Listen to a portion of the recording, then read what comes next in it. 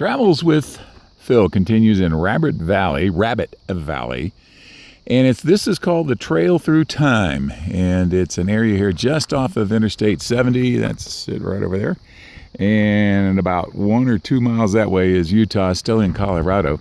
And this is a cool spot because what they do is they show you these little signs that you see right here in front of me, and then they show you the spot in front of it, and literally you're saying, see, you can tell by these spots here where that little section is up there, and you can see where it is right there.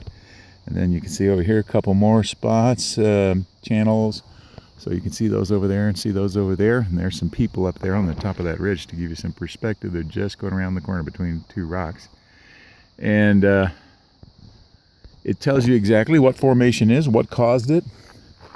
This is an area over here where that's a layer of the Morrison Foundation, and what that stretch there just above the edge of the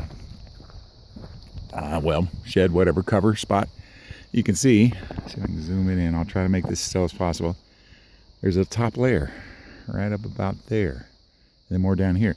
And what those are caused by is probably a river overflowing its banks, and just like the Mississippi does, or everybody's familiar with river floods, spreading out a layer of new mud, and then another seasons or centuries goes on before the next time it happens.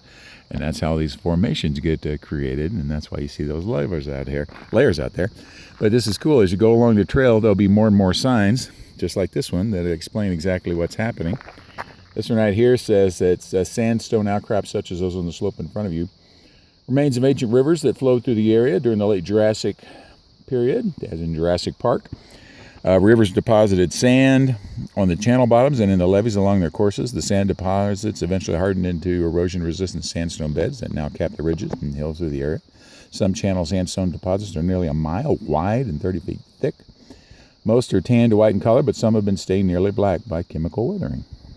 And another cool thing about this is a large chunk of this trail is wheelchair accessible. About 40% of it. You can see the path going up on the left there. It's obviously not the wheelchair accessible, but this one on the right is.